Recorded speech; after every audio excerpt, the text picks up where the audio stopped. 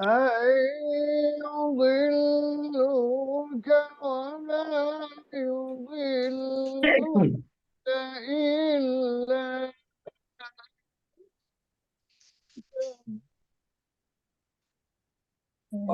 أن يضلوك وما يضلون إلا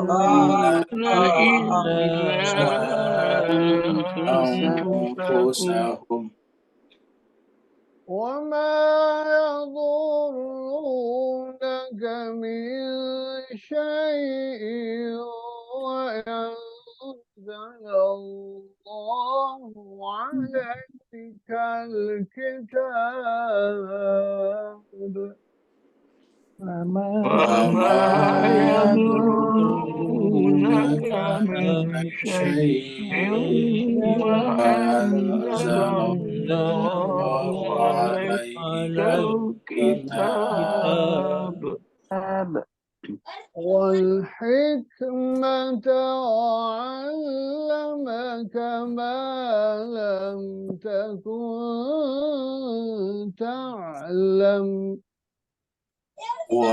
والحكمة وعلمك ما لم تكن تعلم وكان فضل الله عليك عظيما وكان فضل الله عليك عظيما لا خير في كثير نجواهم إلى من أمر بالصدقة لا خير في كثير من نجواهم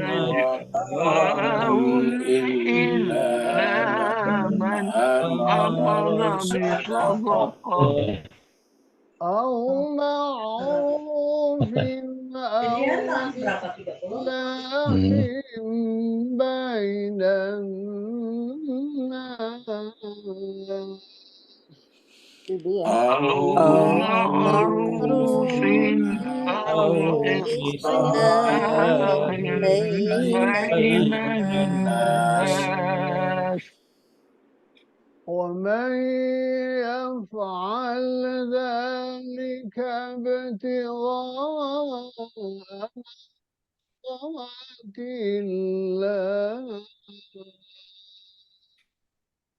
ومن يفعل ذلك ابتغاء مرضات الله فسوف نؤتيه أجرا عظيما فسوف نؤتيه أجرا عظيما ومن يشاقق الرسول من بعد ما تبين له الهدى ومن يشاقق الرسول من بعد ما تبين له الهدى ويتبع غير سبيل المؤمنين نوله ما تولى ونصله جهنم ويتبع غير سبيل المؤمنين نوله ما تولى ونصله جهنم ونصله جهنم وساءت مصيرا ونصليه جهنم وساءت مصيرا. صدق الله العلي العظيم. صدق الله العلي العظيم. اللهم صل وسلم وزد وبارك على رسول الله وآله الأطهار على رسول الله وآله الأطهار. اللهم صل على محمد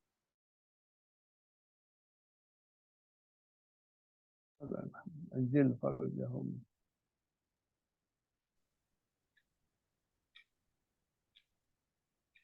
Bapak Ibu sekalian, kita mengaturkan terima kasih banyak, syukran katsira kepada Ustadz kita, Ustadz Safi Soleh dari Singapura. Semoga Allah SWT memberkahi beliau, keluarga beliau, dan negara beliau agar selalu berada di dalam naungan Allah SWT. Begitu juga Bapak Ibu semuanya dimanapun berada, semoga Allah SWT memberkahi Bapak Ibu semuanya juga, rezekinya menjadi semakin lapang, kemudian hatinya juga semakin dekat kepada Allah Subhanahu wa taala dengan ayat-ayat tersebut. Kita teruskan surat An-Nisa kita. Surat An-Nisa adalah nomor urut yang keempat. An-Nisa artinya perempuan, dan turunnya surat ini adalah di Madinah. Di Madinah artinya setelah Nabi hijrah, maka disebutlah dengan surat Madaniyah. Jumlah ayat adalah 176 ayat, dan tadi kita sudah baca sampai 115. Terakhir kita sampai ayat 110. Jadi 110 terakhir, dan ini berbicara tentang Allah SWT memberikan semacam harapan kepada seluruh hambanya bahwa kita dilarang melakukan perbuatan-perbuatan yang salah, perbuatan dosa, perbuatan zalim. Karena setiap perbuatan zalim pada dasarnya menzalimi diri sendiri. Tetapi Allah juga tahu kekurangan-kekurangan dan kelemahan-kelemahan kita. Sehingga Allah SWT juga memberikan harapan bagi mereka yang sudah telanjur melakukan perbuatan zalim, perbuatan dosa, Allah akan mengampuni dosanya selama mereka, orang tersebut, hamba tersebut datang kepada Allah Subhanahu wa taala dengan sungguh-sungguh. Allah SWT berfirman, A'udzubillahi minasyaitonirrajim, Bismillahirrahmanirrahim. Wa may ya'mal su'an aw yazlim nafsah. Siapa yang melakukan perbuatan buruk, may ya'mal su'an aw yazlim, atau melakukan perbuatan zalim nafsah kepada dirinya sendiri. Jadi ingat, kita setiap melakukan perbuatan zalim, entah kepada sesama manusia, entah kepada alam, pada dasarnya adalah menzalimi diri sendiri. Summa yastaghfirillah, kemudian istighfar kepada Allah, yajidillaha ghafurur rahimah.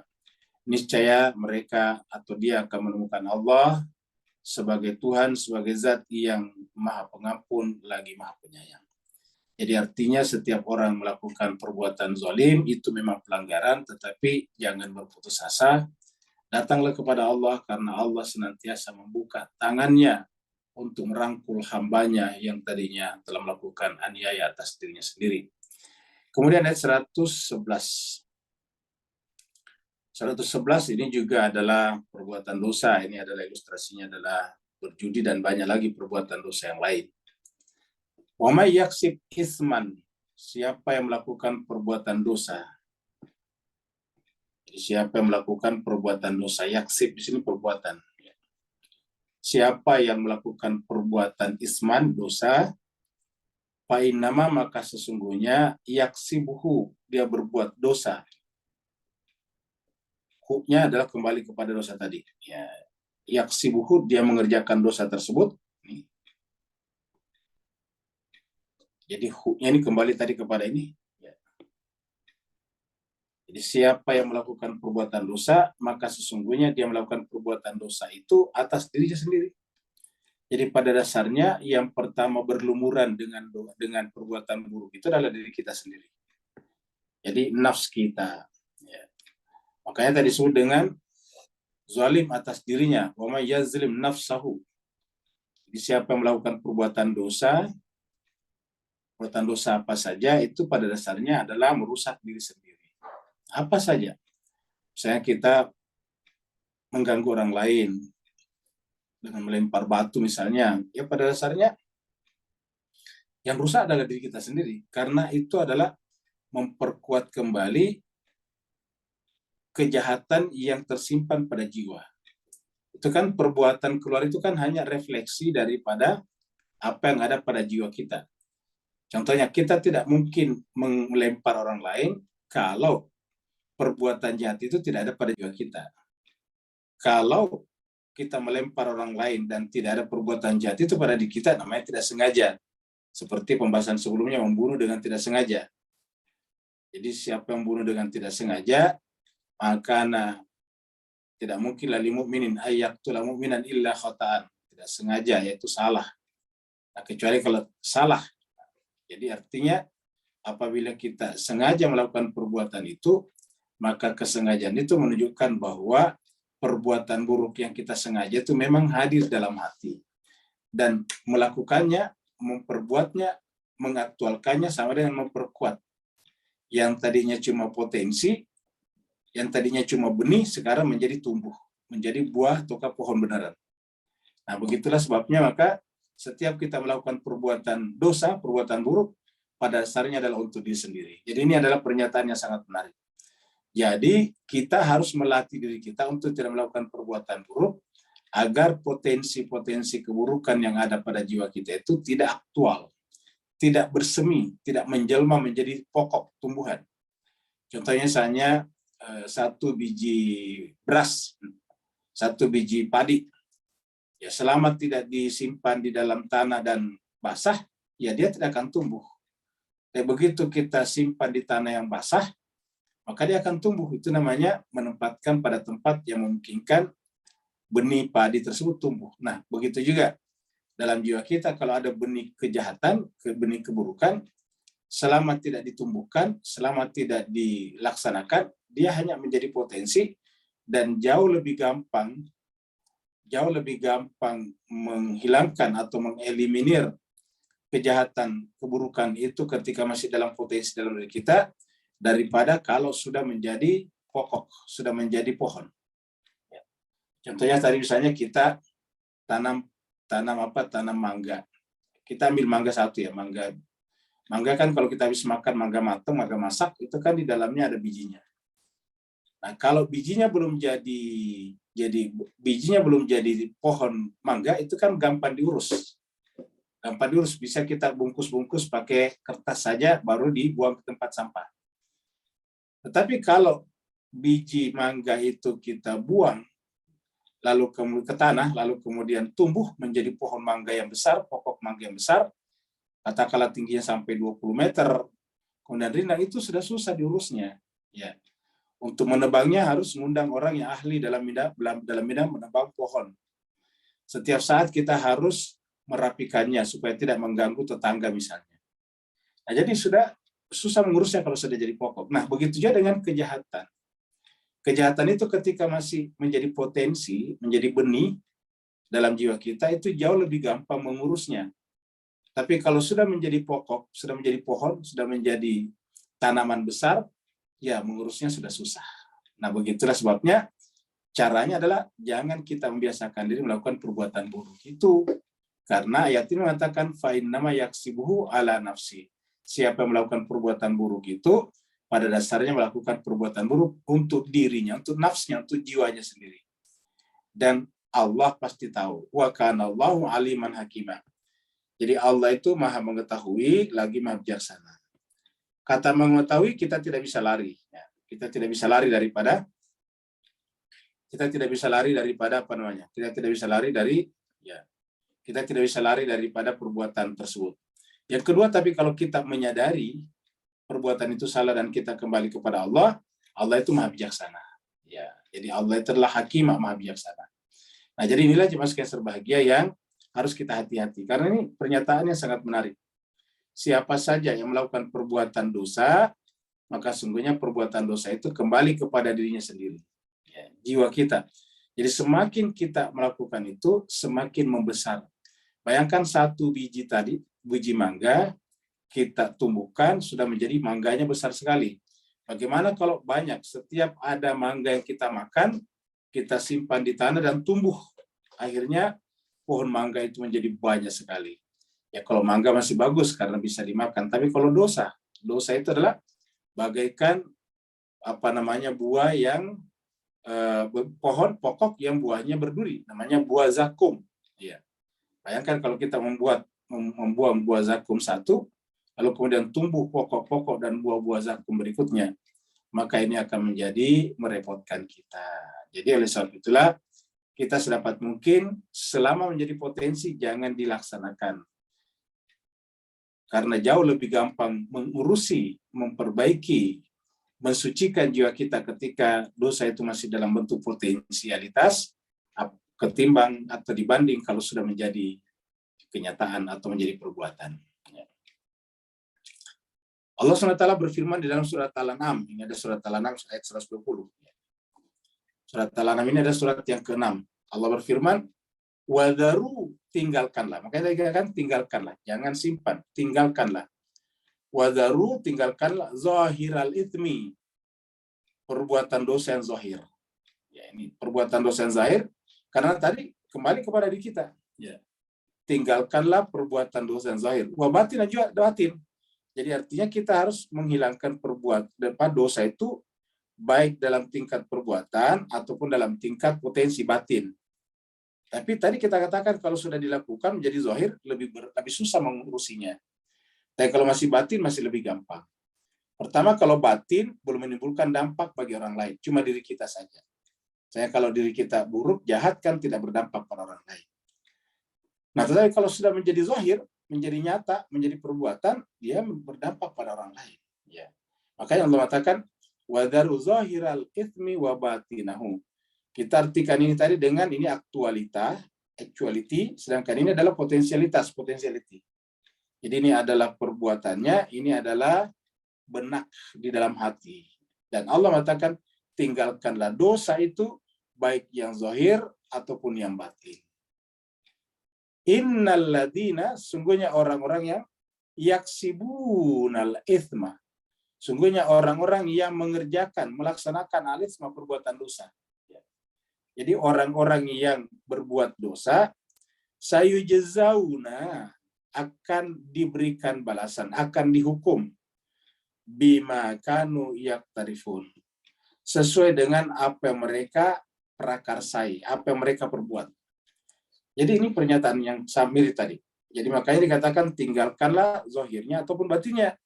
Karena sesungguhnya orang-orang melakukan perbuatan dosa, sayujzaun, pasti akan dibalasi. Tak mungkin tak dibalasi. Sayujzauna bima kanu yaktarifun. Pasti akan diberikan balasan sesuai dengan amal perbuatan dosa mereka. Jadi seperti itu. Kita kembali ke sini dan langsung ke ayat berikutnya.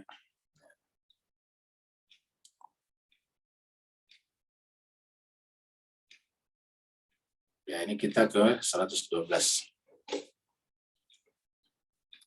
Nah, ini bahkan lebih parah lagi. Setelah melakukan perbuatan dosa, ditunjuk kepada orang lain.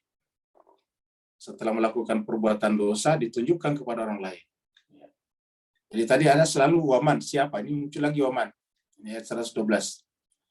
Wamai yaksib, dan siapa yang melakukan perbuatan khati'atan, perbuatan salah, au ithman, atau perbuatan dosa. Jadi salah ataupun dosa, keliru ataupun dosa. Jadi kalau dosa sudah pasti dilarang Tuhan. Kalau salah belum tentu dilarang. Ya, misalnya kita salah rakaat salat, kan tidak seperti ini. Kita lupa rakaat salat, itu kan salah juga. Ya. Jadi wamai yaksib khati'atan, siapa yang melakukan perbuatan khati'ah. Khati'ah ini khata', salah. Dan di dalam doa kita di surat Al-Baqarah juga masuk ini kata-kata khata'. Rabbana la tu'akhidna inna sina au akhtana. Ini dari kata khata. Ya Allah, janganlah Engkau menghukum kami kalau kami lupa atau salah. Jadi kita pun bisa dapatkan dampak buruk dari perbuatan lupa dan salah kita. Makanya masuk di sini wa may yaksib khati'atan. Siapa yang melakukan perbuatan khati'ah, salah, au isman ataupun perbuatan dosa.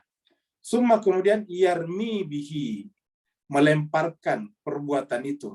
Jadi sudah melakukan perbuatan dosa, ya ini perbuatan dosa dan salah.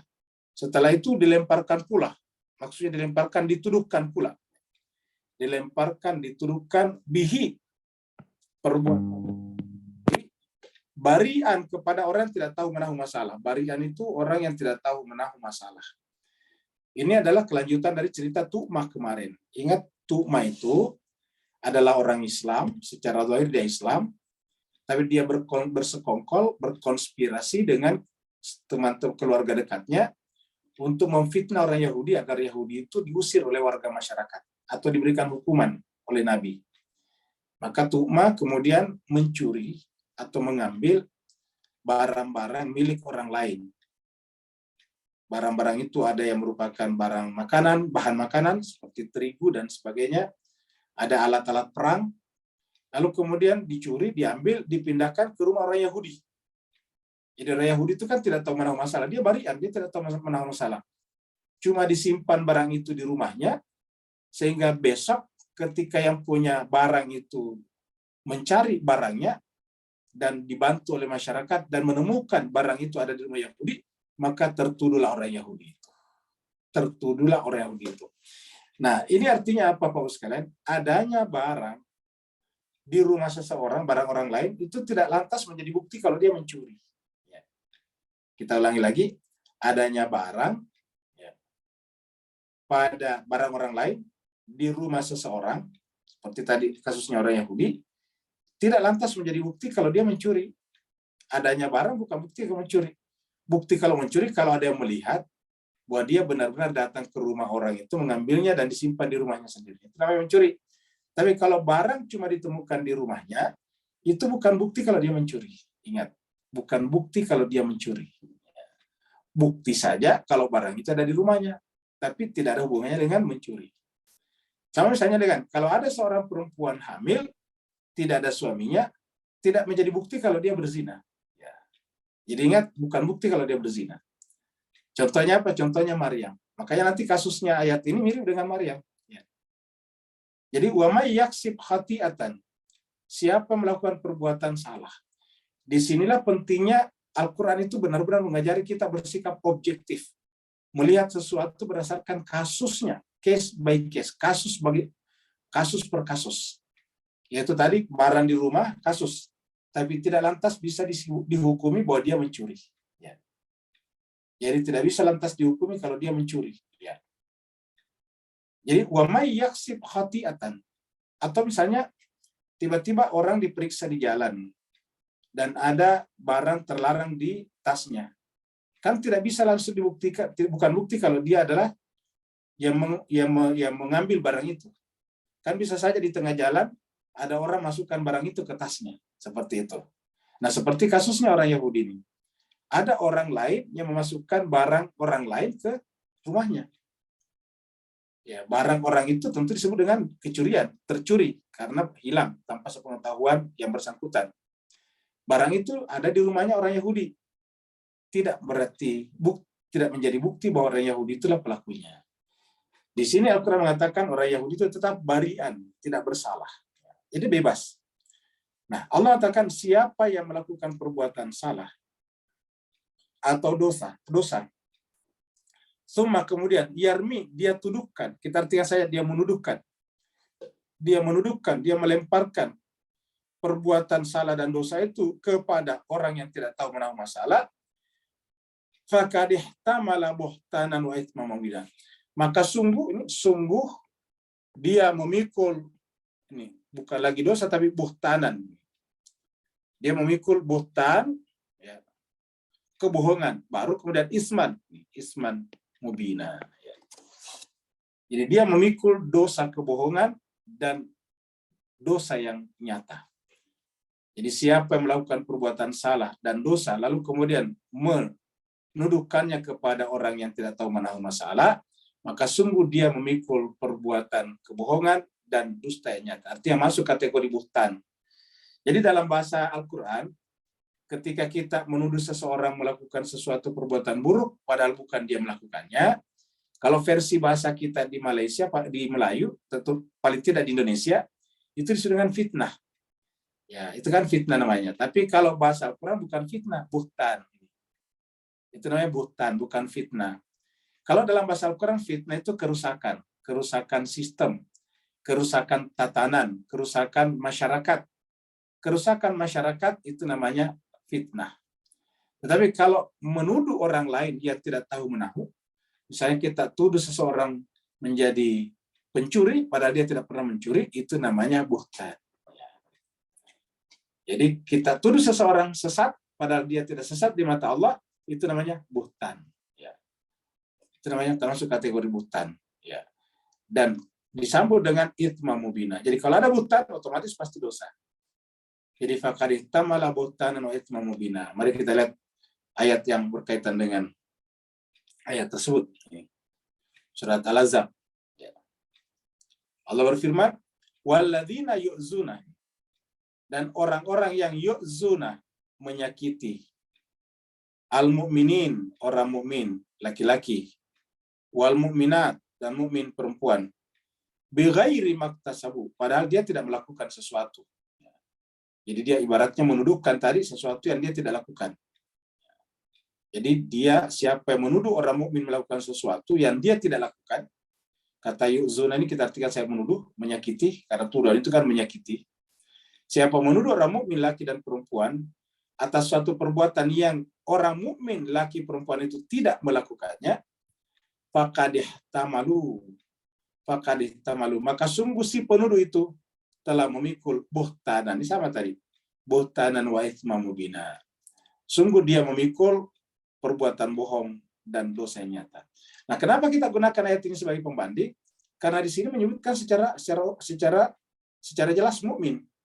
Sedangkan tadi di dalam ayat ini tadi kita tahu ini bukan mukmin tetapi orang Yahudi berdasarkan riwayat atau asbabun nuzul ayat ini yang kita telah baca sebelumnya. Berdasarkan asbabun nuzul bahwa itu adalah orang Yahudi.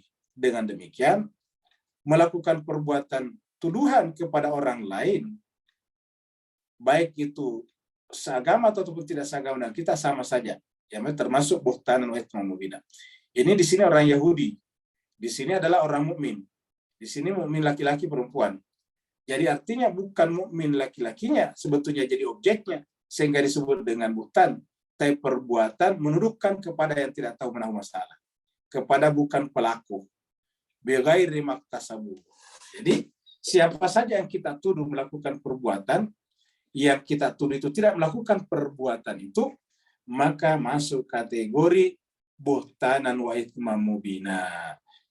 Siapapun objeknya, mau mukmin laki, mukmin perempuan, ataupun tadi Yahudi, atau siapapun juga, seluruh manusia. Kalau kita tuduh dengan tuduhan yang tidak berdasar, maka termasuk buhtanan mubina. Bapak-bapak, ibu-ibu, puan, dan tuan-tuan semuanya, apa yang perlu kita garis bawahi di sini? Di dalam zaman sosial media sekarang, atau media sosial, di mana semua orang bisa mengetik, di mana semua orang bisa memposting, di mana semua orang bisa men-share apa yang dianggapnya penting di-share, menunjukkan pentingnya kita melakukan tabayun, verifikasi sebelum kita men-share, ataukah membagi, ataukah mereposting ulang berita ataukah informasi tersebut. Karena bayangkan kalau kita mengatasnamakan seseorang, ternyata bukan orang itu yang melakukannya, maka kita termasuk buhtanan mubina. Jadi dalam zaman media sosial sekarang, terlalu banyak orang yang memikul buhtanan wa itsma mubina. Kenapa? Karena dengan gampang mengirim berita yang tidak terverifikasi, tidak verified. Makanya kan dikatakan bahwa sebelum kita sharing harus difiltering dulu. Jadi memang sharing itu caring, udah benar. Membagi itu bukti kita peduli kepada orang lain. Tetapi ingat, kalau ternyata yang kita share itu salah, Kelihatannya bagus, tapi ternyata penulisnya dicomot, diambil oleh orang lain, diambil dari orang lain. Maka itu termasuk buhtanan juga wa itsman mubina. Dengan demikian kita harus memfilter dulu. Kita harus memverifikasi dulu. Jangan kita asal membagi. Karena ini dosanya besar sekali Pak Ustaz. Ini Allah tadi mengatakan Allah Maha mengetahui, ingat ayat sebelumnya. Jadi kita tidak boleh asal. Ingat lagi, tidak boleh asal. Asalah sedikit yang kita anggap bagus, kita bagi. Padahal ternyata belakangan terbukti itu adalah hoax. Itu adalah hoax, itu adalah berita bohong, itu adalah framing misalnya. Kalau yang namanya hoax, memang tidak ada beritanya, memang tidak ada kejadiannya. Beritanya ada, tapi faktanya tidak ada. Itu hoax namanya. Tetapi kalau framing ada, tetapi diputarbalikkan. Framing itu diputarbalikkan. Beritanya ada, faktanya ada, tetapi tujuannya disalah artikan, disalah tujukan. Tujuannya dipindahkan ke tempat lain. Nah, seperti itu. Misalnya ada orang melempar apa namanya, melempar anjing, karena anjingnya akan mengejar dia. Di foto misalnya perbuatan melemparnya, tapi anjingnya diganti dengan orang. Nah itu kan kemudian framing namanya. Orang itu memang benar melempar, tetapi anjingnya diganti dengan orang, kan bisa diganti-ganti sekarang. Objek-objek dalam foto, gambar bisa diganti Pak Bus sekalian. Jadi tadinya ada orang melempar anjing, terus kemudian disimpan di situ misalnya orang. Wah itu bapak itu jahat sekali masa melempar orang. Nah itu framing namanya. Nah ini pun harus kita periksa dulu. Kenapa? Karena dalam dunia dalam dunia aplikasi platform yang sangat banyak sekarang ini, gampang sekali mengedit video. Gampang sekali mengedit video, apalagi dibantu dengan AI, Artificial Intelligence. Kalau Artificial Intelligence bisa melakukan apa saja, bahkan seakan-akan benar gambarnya. Jadi Bapak Ibu sekalian, terutama paling tidak kita yang berislam dan mengikuti Al-Quran ini, tadabbur, kita jangan gampang membagi. Ingat, kita jangan gampang membagi, men-share. Karena ternyata kalau tidak benar, maka faqad ihtamalu buhtanan wa itsman mubina. Maka kita akan memikul buhtan dan dosa yang besar. Ini adalah dosa besar. Kenapa dimulai dengan kata buhtan? Sekarang kita lanjut lagi. Jadi sama tadi, faqad ihtamala buhtanan wa itsman mubina. Ya. Cuma bedanya tadi ihtamalu karena banyak ya. Karena tadi pelakunya tadi jamak. Nah sekarang kita diberikan apa? Al-Quran oleh Allah. Marilah kita berpedoman kepada kitab suci ini. Ya. Kalau kita tidak berpedoman kepada kitab suci, ya kita banyak melakukan kesalahan. Makanya terus terang kita ini heran, karena kita ini kan umat Islam banyak sekali ya. Tapi perbuatan tindakan kita tidak sejalan dengan Al-Quran kita imani. Padahal Al-Quran ini, mengimani Al-Quran itu salah satu rukun iman. Kita harus mengimani kitab suci. Apa artinya mengimani? Ya kita percaya dan kita ingin mempelajarinya sebagai sumber yang terbukti kebenarannya. Terbukti berasal dari Allah Subhanahu wa taala, ya. Maka apa kata Allah? Walaula fadlullahi 'alaika. Kalau bukan karena karunia Allah kepadamu, kaknya di sini pada awalnya kepada Nabi Muhammad sallallahu alaihi wasallam. Ya, tetapi kemudian ini kembali kepada kita masing-masing. Jadi kan setelah kita baca Al-Quran ya kitalah. Kaknya kepada kita. Ya, siapa saja kita membaca Al-Quran ya itu kita artikan. Hebatnya lagi kalau Al-Quran itu kan dihilangkan rakaatnya, dihilangkan harakatnya ya. Dihilangkan tanda-tandanya, maka dia bisa berlaku untuk laki-laki perempuan. Bisa menjadi alaika, bisa menjadi alaiki. Ya. Jadi kalau kita perempuan ya alaiki, kurang lebih begitulah. Karena ingat, harakat-harakat atau tanda-tanda ini kan datang belakangan. Waktu Al-Quran pertama kali dibukukan, itu tidak ada tanda-tanda, tidak ada harakat-harakatnya. Walala fadlullahi alaika wa rahmatuhu. Seandainya bukan karena karunia Allah kepadamu dan rahmatnya, lahammat ta'ifatun. Satu golongan.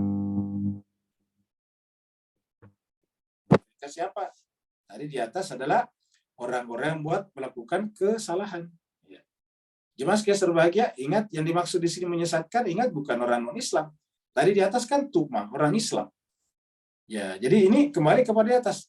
Kenapa disebut ta'ifatun? Karena tadi satu keluarga dengan teman-temannya, dengan sahabat-sahabatnya. ingin mengusir orang Yahudi dari dekat rumahnya. Bagaimana caranya? Difitnah agar ataukah dibuhtan, lalu kemudian orang marah, lalu kemudian musir. Ya, maka dibuatlah tadi rekayasa kasus. Ya. Case-nya direkayasa, mencuri, baru kemudian dibawa ke rumah orang Yahudi itu. Nah, yang dimaksud dengan hum di sini adalah mereka, yaitu Tu'ma dan teman-temannya, yang secara zahiriyah adalah Islam. Nah, dikatakan walau la fadlullahi alaika, kalau bukan karena karunia Allah kepada Muhammad, wa rahmatuhu, dan rahmatnya, lahammat ta'ifatun, sebagian minhum dari mereka, ayyudilluka, ingin menyesatkan. Ya. Ingin menyesatkan dalam pengertian, membuat keputusan hukum yang salah, itu menyesatkan. Bayangkan kalau Nabi memutuskan bahwa Yahudi itu salah, dan karenanya harus diusir dari Madinah. Ini kan fatal, orang Yahudi tidak tahu menahu masalah. Ya. Nah, makanya ada tadi hadisnya atau di dalam asbab nuzulnya diceritakan bahwa Nabi hampir saya terpengaruh. Nah, sebetulnya tidak terpengaruh. Kenapa? Karena Nabi kan adalah rahmat, ingat ini.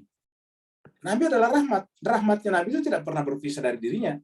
Nabi Muhammad sebagai rahmat tidak pernah berpisah.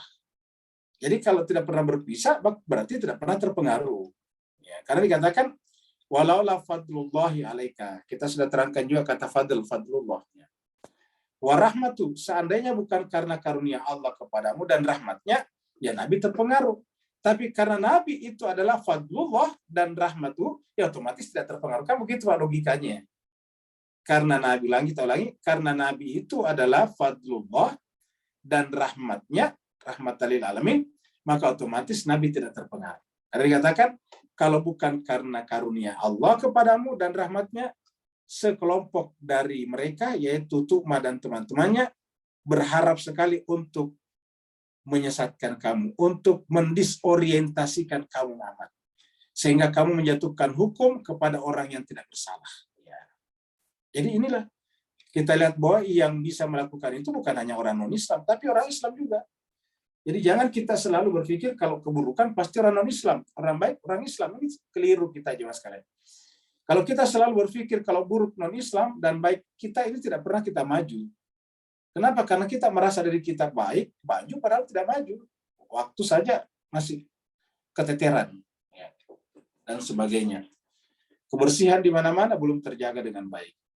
Wa ma yudilluna illa anfusahum. Nah, orang-orang yang seperti itu Allah mengatakan wa ma yudilluna, dan tiadalah mereka sesatkan itu, tiadalah mereka sesatkan illa anfusahum, kecuali diri-diri mereka sendiri. Nah, dari ayat ini Nabi mengeluarkan sebuah hadis. Di hadis yang mengatakan, siapa yang menuduh seseorang kafir dan ternyata di mata Allah orang itu tidak kafir, maka tuduhan kekafiran itu kembali kepada dirinya. Ini sama dengan ini.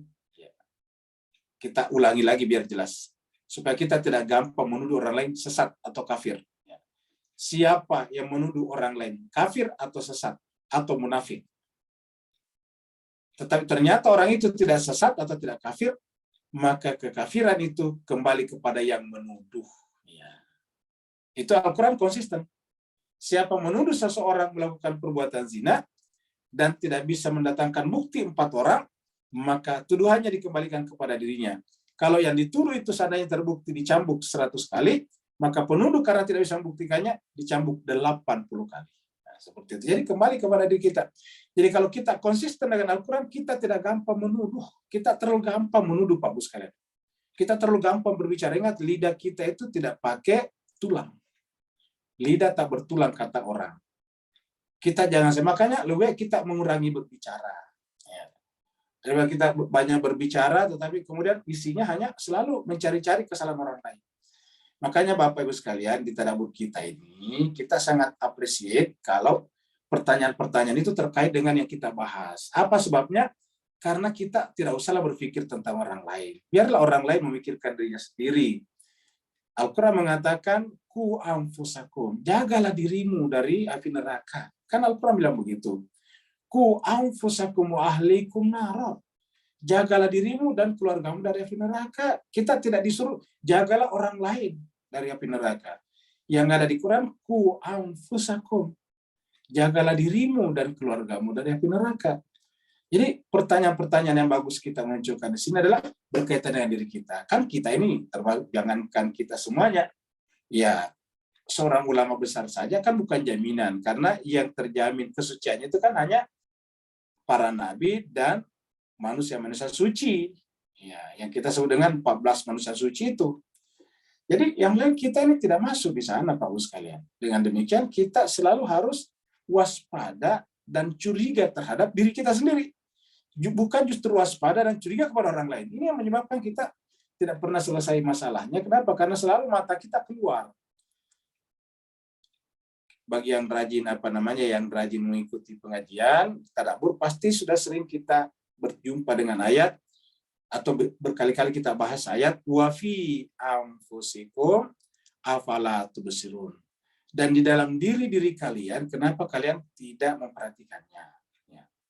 Jadi janganlah nggak usahlah kita tanyakan tentang orang lain. Karena sering kita tanyakan gimana dengan orang lain. Nggak usahlah.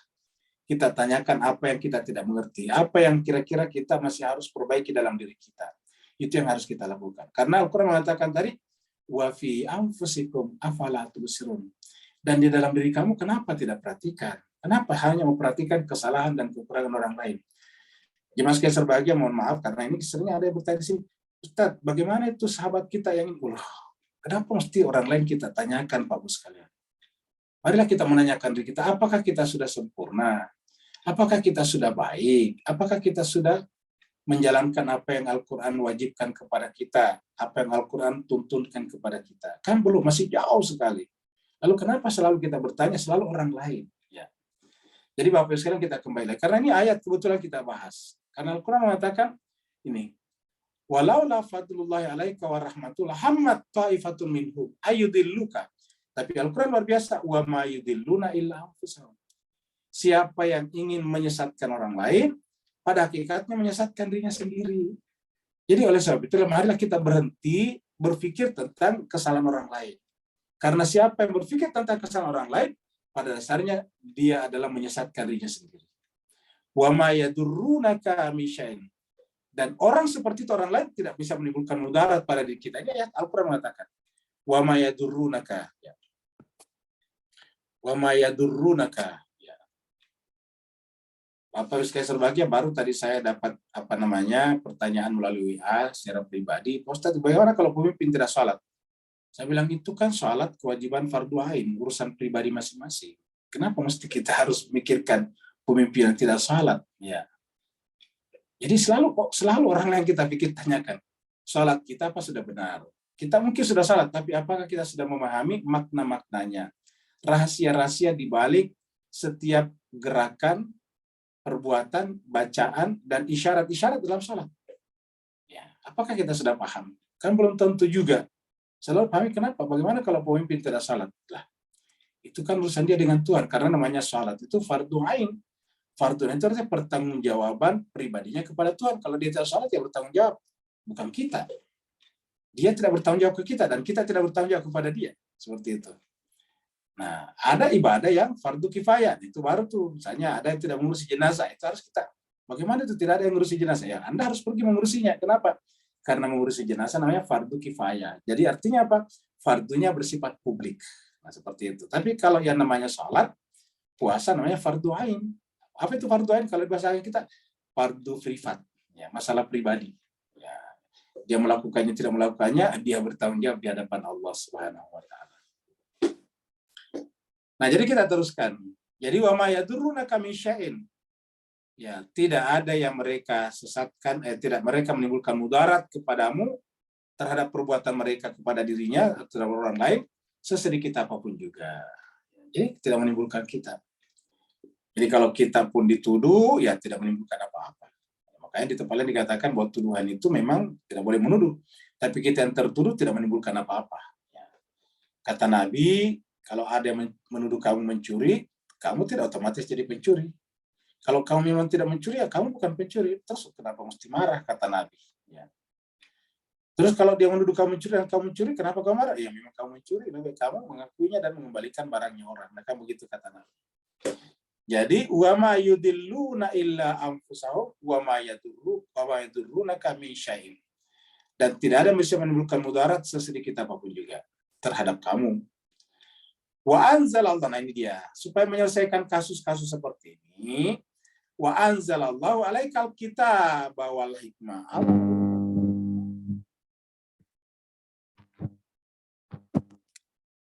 Lebih baik kita mempelajari kitab suci sungguh-sungguh ya daripada selalu orang lain. Makanya di tempat ini Pak Bu sekalian, mohon maaf kalau ada yang bertanya, saya katakan lebih kita gunakan waktu kita tadabbur lah. Apakah kita sudah memahami Al-Quran dengan sempurna? Itu bukan jawaban saya sebetulnya Pak Bu sekalian, ini Al-Quran ini. Ini kan berbicara tentang jasad tuduh menuduh nih. Allah mengatakan wa anzalallahu alaikal kitaba. Allah telah menurunkan kepada kamu kitab suci, maka berpegang teguhlah pada kitab suci itu. Gigitlah itu dengan gigi geraham, kata Nabi. Wal hikmata, dan hikmah yaitu moralitas, akhlak. Ya. Hikmah itu adalah perbuatan, wujud perbuatan dari pengetahuan akan kitab suci. Jadi ini adalah kitab suci, isinya ilmu. Kalau diamalkan, diperbuat, namanya hikmah. Wa 'allamaka ma lam takun ta'lam. Nah, kalau kita mengamalkan kitab suci, maka Allah mengajarkan kepada kita. Lihat Pak sekalian, allamaka, Allah mengajarkan kepada kamu malam takun talam, apa yang tadinya kamu tidak ketahui. Inilah yang disebut dengan ilmu huduri. Jadi kalau kita rajin mempelajari kitab suci, lalu mengamalkannya, maka allamaka malam takun talam. Allah pasti akan mengajarkan kepada kamu apa-apa ilmu apa yang kamu tidak ketahui sebelumnya. Jadi wa allamaka malam takun talam. Allah akan mengajarkan kepada kamu apa yang tidak kamu ketahui. Ini yang disebut dengan ilmu huduri. Jadi ilmu hudur ini berdasarkan ayat ini adalah konsekuensi daripada rajin memperdalam Al-Quran. Karena tadi, coba urutannya. Wa anzalallahu alaikal kitaba wal hikmata wa 'allamaka ma lam takun ta'lam. Ini adalah pengulangan dari surat pertama yang turun, yaitu surat Al-Alaq. Di surat Al-Alaq sudah ada nih. Ya. Iqra wa rabbukal akram alladzi 'allama bil qalam 'allamal insana ma lam ya'lam. Ini sama. Allamal insana malam ya'lam. Malam ya'lam itu karena orang ketiga, kalau di sini orang kedua, Anda, kamu. Ya, malam takun ta'lam. Allah akan mengajarkan kamu apa yang kamu tidak ketahui sebelumnya. Wa kana fadlullahi 'alaika azima. Dan karunia Allah kepada kaum Muhammad itu atau kepada kita semuanya adalah azima. Jadi Allah memberikan kepada kita karunia kenabian itu adalah luar biasa. Ini azima. Itu adalah karunia yang paling besar. Jadi wa kana fadlullahi 'alaika azima. Ya, kita maju lagi. Ini 113 ya. Itu tadi ayat-ayat seperti itu ada perpandiannya, tapi karena waktu kita terbatas ya. La khaira fi katsirin min najwahum. Nah, ini apalagi kita suka berbisik-bisik. Ini masih kelanjutan tadinya. Biasanya kalau kita tidak berani secara terbuka membicarakan orang lain, mempertanyakan, kita berbisik-bisik ya. Nah, Allah mengatakan seperti ini. La khaira fi katsirin min najwahum. Ini mulai dari kata la. Tidak ada kebaikan. Tidak ada kebaikan. Fi katsirin, pada kebanyakan, min najwahum. Jadi pada mayoritas, pada kebanyakan najwa, bisikan, tidak ada kebaikan. Kenapa kebanyakan? Karena ada bisikan yang baik. Jadi la khaira fi katsirin min najwa. Kata-kata najwa berbisik tidak harus seperti tadi videonya ya. Seperti yang kita putar tadi background-nya. Tapi yang namanya bisik di sini sekarang bisa melalui WA, kan begitu bisik juga. Kan tidak ada yang tahu, cuma berdua. Bisa juga dalam pengertian tidak berbisik di telinga, tetapi berjumpa secara sembunyi-sembunyi, tidak dilihat orang lain. Itu juga berbisik juga namanya. Mengatur misalnya siasat-siasat rahasia. Nah, itu adalah juga berbisik.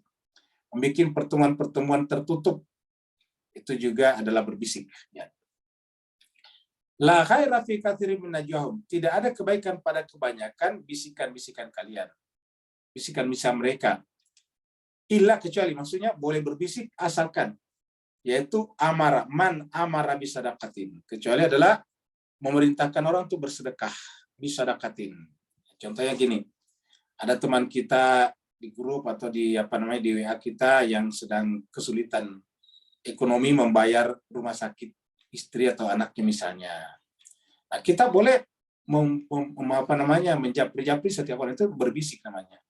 Karena di grup kan kayak tidak enak, nanti tersinggung, nanti perasaannya gimana, jadi begitu. Maka karena Islam itu kan halus perasaannya, tidak boleh menyinggung perasaan orang lain. Ya. Jadi kalau kita ingin membantu orang terus di grup secara terbuka, itu nanti ya kalau yang bersangkutan terima, kalau tidak terima gimana? Artinya bahwa justru mengganggu perasaannya. Jadi kan ada seperti itu. Maka bagusnya berbisik berdasarkan ayat ini. Berbisik dalam pengertian tidak perlu diekspos. Ya. Illa man amara sadaqatin. Jadi kebanyakan bisikan itu tidak baik, kecuali man amara bisadaqatin, kecuali untuk mendorong, meminta orang untuk bersedekah. Au ma'rufin, atau untuk berbuat baik. Ma'rufin atau ma'rufin. Au islahin, atau islah bainan nas. Ya. Jadi islah dari antara manusia. Islah bainan nas. Jadi ada 3 yang dikecualikan. Amara bisadaqatin, ma'rufin, islahin bainan nas. Jadi ada 3 ya. Ini ada 3 macam. 3 macam. Ini adalah 1, 2, ini ada 3. Ya. Jadi kebanyakan bisikan itu, berbisik itu tidak baik, tidak ada kebaikan pada dirinya, kecuali pada 3 hal, yaitu amara bisadaqatin, amara bi ma'rufin, makanya ke bawah juga ini ma'rufin, kita artikan ini amara bi ma'rufin, au amara bi islahin bainan nasi. Makanya kan semuanya ke bawah ini. Ini adalah majrur, ini juga majrur. Kenapa? Karena dia majrur dari huruf ba di sini. Ini ba-nya di sini adalah jar. Jadi bi sadaqatin, bi ma'rufin, bi islahin. Nah, begitu Pak sekalian. Nah, jadi kebanyakan bisikan itu adalah tidak ada kebaikan, kecuali amara bi sadaqatin, menganjurkan orang untuk bersedekah. Amara bi ma'rufin, menganjurkan orang untuk berbuat ma'ruf. Amara bi islahin bainan nas, atau merintahkan manusia untuk berdamai. Jadi kalau ada orang ribut, kita damaikan, bukan justru kita memperparah, ya. Bukan justru membakar, memprovokasi. Wa may yaf'al zalika, siapa yang melakukan yang demikian itu, yaitu 3 ini, amara bi sadaqatin, amara bi ma'rufin, amara bi islahin bainan nas. Siapa melakukan ketiganya itu ibtigha'a mardatillah. Niatnya semata-mata. Jadi niat yang paling penting. Ibtigha'a mardatillah, semata-mata mencari karunia Allah, ridha Allah. Jadi tidak ingin dapat untung dari sana. Ya. Jadi ibtigha'a mardatillah, semata-mata untuk mencari keridhaan Allah. Fasaufa nu'tihi ajran azima. Maka pasti kami akan, saufa ini akan, ya. Nu'ti, kami berikan kepadanya ajran azima, pahala yang besar. Jadi ini dari Allah mengatakan, Pak Bu sekalian. Ini adalah dari janji dari Allah Rabbul Alamin. Jadi siapa saja yang berbisik untuk menganjurkan orang bersedekah, berbuat ma'ruf, islah, berdamai. Ingat, berdamai di sini bukan hanya antara orang Islam, Pak Bu, ya. Ini bainan nas. Jadi kesimpulannya orang Islam itu juru damai, tukang damai. Ini islahin bukan bainal mu'minin. Kalau di surat Al-Hujurat kan innamal mu'minuna ikhwah fa aslihu bain akhawaikum. Nah, itu memang orang mukmin. Tapi di ayat ini tidak untuk orang mukmin, seluruh manusia. Islahin bainan nas itu seluruh manusia. Jadi artinya Pak, orang Islam itu sebetulnya adalah tukang damai. Ya. Bahkan mendamaikan orang. Akan terbalik sekali kalau tiba-tiba kita menjadi provokator. Kita menjadi cuma menyulut saja perseteruan, amarah di antara masyarakat. Jadi oleh sebab itulah, lihat baik-baik sekalian, pada kebanyakan pembicaraan tertentu itu tidak bagus kalau dalam bentuk najwah, kecuali dalam rangka memotivasi orang bersedekah, berbuat ma'ruf dan berdamai. Dan siapa melakukan ini, Allah janjikan fasaufa nu'tihi ajran azima.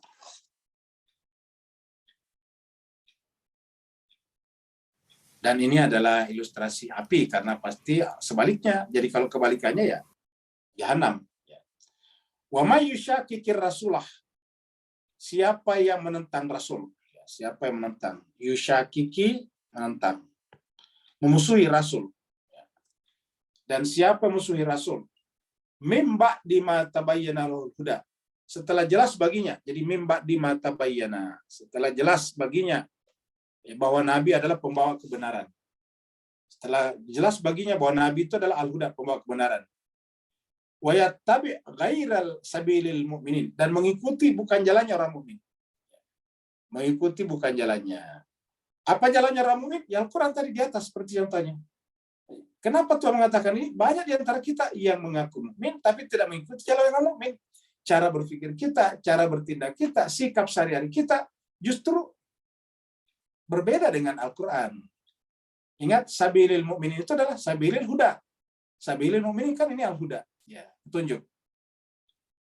Jadi siapa yang membenci, menentang Rasulullah, setelah jelas baginya bahwa Rasulullah itu adalah pembawa petunjuk, huda, Nabi itu, Muhammad itu adalah pasangannya ini, al-huda itu sendiri, wa yattabi' ghaira sabilil mu'minin, dan mengikuti bukan jalannya orang mukmin, apa kata Allah? Nuwallihi, kami akan mengarahkannya. Nuwal itu kami akan mengarahkannya. Kami akan menggiringnya. Ma tawalla, kepada yang hatinya inginkan. Berarti hatinya mengarah kepada bukan mukmin, ya berarti kepada yang bukan mukmin. Hatinya mengarah kepada bukan petunjuk, ya berarti kepada kesesatan. Begitu Pak Ustaz. Jadi artinya Pak, akan kami palingkan hatinya sesuai dengan arah hatinya, seperti itulah. Jadi Allah memalingkan hatinya kepada arah hatinya, bukan sebetulnya Allah, hanya Allah memenuhi keinginan hatinya. Hatinya inginnya selalu memprovokasi, maka Allah mengarahkannya menjadi provokator. Ya. Yang bersangkutan selalu ingin mengadu domba orang, maka Allah membiarkan hatinya mengarah kepada menjadi tukang adu domba. Nah, seperti itu. Nuwallihi ma tawalla, kami akan arahkan kepada tawalla, kepada yang menguasai jiwanya, kepada yang jiwanya inginkan. Ya seperti itu. Wa nuslihi, dan kami akan masukkan, wa nuslihi, kami akan masukkan kepada neraka jahanam. Penderitaan. Dan jahanam itu adalah wasa'at masira, adalah seburuk-buruk tempat kembali. Jahanam itu adalah seburuk-buruk tempat kembali. Nah, jemaah sekalian berbahagia, 5 ayat ini saya kira luar biasa. Ini adalah ayat akhlak. Ayat akhlak. Bagaimana kita berinteraksi di tengah-tengah masyarakat. Bagaimana kita bersambung rasa satu sama lain. Bukan hanya antara mukmin, tetapi tadi adalah bainan nas, di antara manusia. Dan yang luar biasanya Bapak Ibu sekalian, ayat ini tentang akhlak, tentang perbuatan, tentang interaksi sesama manusia. Asbabun nuzulnya adalah tentang perbuatan tidak adil sebagian orang Islam kepada orang Yahudi pada saat itu, pada zaman Nabi di Madinah. Ya. Jadi orang Yahudi yang menjadi korbannya.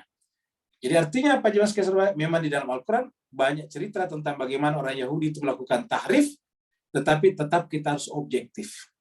Ya, objektif. Artinya apa? Kalau dia melakukan tahrif atas kitab sucinya, kita salahkan perbuatan tahrif itu, tapi kalau dia tidak mencuri, ya tidak boleh kita menuduh dia mencuri. Itu namanya objektif. Ya. Inilah yang dikatakan di dalam surat Al-Maidah, janganlah karena ketidaksenanganmu kepada satu kaum, lalu membuat kamu tidak bersikap adil terhadap kaum itu. Ya. Ini saya kira kita tutup dengan surat Al-Maidah ayat 8 ya. Surat Al-Maidah ayat 8. Surat 5. Ayat 8. Ya ayyuhalladzina amanu. Wahai orang-orang beriman, kunu jadilah qawwamina, penegak-penegak. Lillah, semata-mata karena Allah, syuhada, kesaksian. Bil qisti, dengan seobjektif-objektifnya. Wala yajrimannakum, dan jangan engkau tergiring untuk melakukan perbuatan jahat, dosa. Syana'anu qaumin, hanya karena ketidaksenanganmu kepada suatu kaum, kebencianmu kepada suatu kaum. Dalam konteks surat An-Nisa tadi, Yahudi. Allah yang menyebabkan kamu, Allah tadi bersikap tidak adil. Jadi jangan sampai karena kita tidak senang baru sikap tidak adil. Jadi bahwa kita tidak senang kepada Israel yang membombardir Gaza dan melakukan pembantaian, kita tidak senang. Tapi amarah kita kepada negara Israel, terutama kepada Perdana Menterinya Benyamin Netanyahu, tidak lantas membuat kita menyamaratakan semua orang Yahudi seperti itu. Ya. Kalau ada orang Yahudi yang ikut dalam pembantaian itu pasti salah. Tapi kalau ada orang Yahudi yang tidak setuju dengan itu, harus kita apresiasi. Kita harus apresiasi. Ya. Nah inilah jemaah sekalian berbahagia, Al-Quran pentingnya mengarahkan kita kepada objektivitas, keadilan. Itulah keadilan. Dan siapa yang tidak seperti ini, berarti tidak ada tanda kalau yang bersangkutan menanti kedatangan Khalifah terakhir. Kenapa? Karena Khalifah terakhir yang disebut dengan Al-Imam Al-Mahdi itu adalah datang untuk menegakkan keadilan. Dan keadilan disebutkan seperti inilah di dalam Al-Quran. La yajrimannakum syana'anu qaumin ala alla ta'dilu. Dilu berbuat adilah. Huwa aqrabu littaqwa. Karena berbuat adil itulah yang paling dekat dengan takwa. Berarti tanda kita sudah berpuasa adalah berbuat adil seperti ini. Ya, kalau kita berpuasa dan berpuasa setiap tahun, tapi tidak seperti ini, berarti puasa kita seperti Nabi katakan, tidak dapatkan apa-apa kecuali lapar dan haus, karena puasa itu ujungnya adalah takwa. Wattaqullah, bertakwalah kepada Allah. Innallaha khabirum bima ta'malun. Terima kasih banyak Bapak Ibu sekalian, mohon maaf atas segala kekurangannya. Semoga kita semuanya terbimbing, terutama Al-Fakir sendiri. Saya sendiri Bapak Ibu sekalian, karena mata saya yang paling pertama membaca ayat ini, dan kuping saya yang paling pertama mendengarkan kata-kata saya. Semoga saja Al-Fakir saya ini jemaah sekalian juga diberikan oleh Allah SWT bimbingan, petunjuk untuk memahami dan mengamalkan ayat-ayat ini. Maka kalau apa yang Al-Fakir sampaikan itu benar, itu dari Allah, tapi kalau salah itu dari pribadi saya. Yang mau bertanya dipersilakan.